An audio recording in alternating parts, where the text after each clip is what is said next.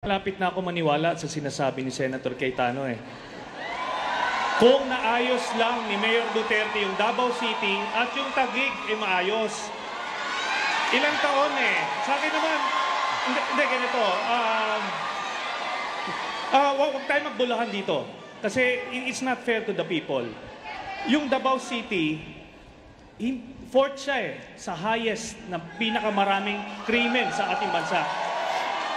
So kung hindi mo nga natapos, hindi nga natapos si Mayor Duterte ng more than 20 years yung krimen sa kanyang bakuran, hindi natin pinag-usapan yung murder, rape at other index crimes.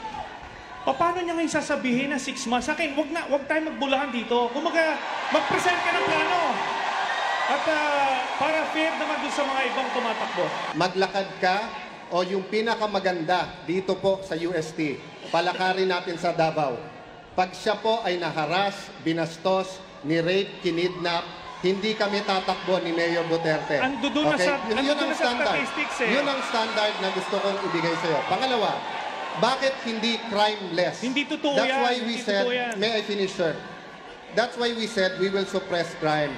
The reason why it is not completely gone or completely suppressed is simple.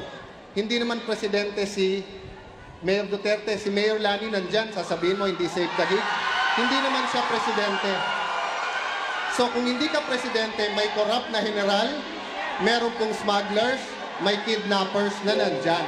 Ang tanong ko po sa inyo, ano ang plano ninyo para gawing safe ang Pilipinas rather than pintasan nyo ang magandang record ni Mayor Duterte?